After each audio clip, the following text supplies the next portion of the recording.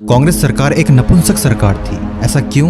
क्योंकि पाकिस्तान के साथ शांति समझौता के तहत एलओसी में हमारे इंडियन आर्मी के हाथ बांध दिए गए थे। मतलब उनका पावर छीन लिया गया था। इंडियन आर्मी को पत्थर मारा जाता था, माँ बहन की गाली दी जाती थी, अपने बहनों को एक रात के लिए हमारे पास भेज दे, इतना गंदा बोला जाता था उन पाकिस्तानियों के थ्रू हमारे इंडियन आर्मी को। हमारे इंडियन फ्लैग को नीचे बिछाकर उसके ऊपर गौ माता को काटा जाता था और ये जिहादी टोंट मारकर इंडियन आर्मी को ये कहते थे कि देख तेरे माताओं को रहे हैं। लेकिन अफसोस दोस्तों कि कांग्रेस के लॉ की वजह से इंडियन आर्मी को ये सारी जिल्लत चुपचाप सहनी पड़ती थी। वेल ये मेरा कहना नहीं है, ये कहना है एक इंडियन आर्मी की। ये सुनो आप। सर ये बात अलग है कि सब अपनी अपनी राजनीतिक विचारधारा अलग रखते हैं, लेकिन आप ये जो मैसेज डाल रहे हो ना कि बीजेपी की कार्यकाल में ना तो जवान सेफ है ना ये है। सर मेरी पोस्टिंग 2006 में J&K में थी, कुपवाड़ा में। वहाँ पे बॉर्डर पे एक रूल था, no first fire no more than 11 NM, यानी कि जब तक पाकिस्तान की तरफ से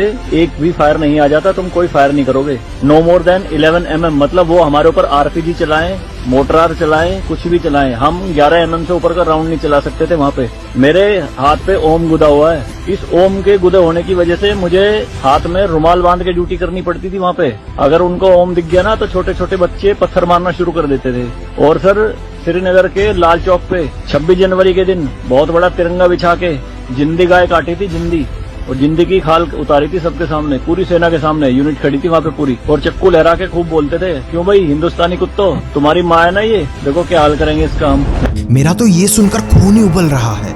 कसम से अगर मैं वहां होता ना तो इन लोगों को जिंदा फाड़ देता।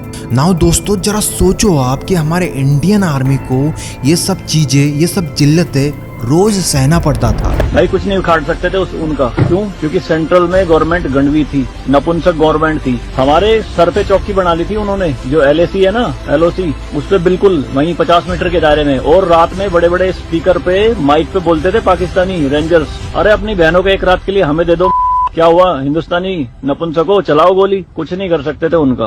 2014 में जब गवर्नमेंट चेंज हुई तो सेना अध्यक्ष बिपिन रावत साहब जब उनसे मिले तो उन्होंने बताया कि बॉर्डर के हालात खराब है सर, छूट नहीं है जवानों को कुछ भी। तो PM मोदी ने कहा था कि छूट मेरी तरफ से पूरी है, मैं नहीं जाऊंगा वहाँ लड़ने, तुम जाओगे। आज की डेट में आप मुझे एक भी चौकी बता दो अगर वहाँ ढूंढने से मिल जाए। दूरबीन लगा के देखनी पड़ती है, पहाड़ों में हुई, बंकरों में अंदर सारी लगा दी उन्होंने तोप उड़ा के। शांति काल में आप 155 MM की बोफोर्स टाइप की तोप नहीं चला सकते, UNO का रूल है।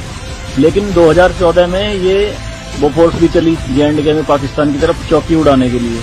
तो सर ये मत कहिए कि बीजेपी के कार्यकाल में जवान मर रहे हैं, ये हो रहा है। सर सेना के जो हाथ खुले हैं ना वो बीजेपी के कार्यकाल में। नाउ आई डोंट थिंक कि मुझे अब ये बताने की जरूरत है कि व्हाई ऑलवेज मोदी यानी बीजेपी गवर्नमेंट। अब शायद आप ये भी समझ चुके होंगे कि क्यों हमें कांग्रेस को कभी नहीं चुनना है। लास्ट बट नॉट लीस्ट एक ही रिक्वेस्ट है आप लोगों से कि प्लीज इस वीडियो को ज्यादा से ज्यादा शेयर करिए ताकि लोग जान सके कांग्रेस के करतूतों के बारे में जो हिस्ट्री से मिटा दिया गया था। ओके दोस्तों, that is all. Thank you very much for watching me again. जय हिंद, जय भारत।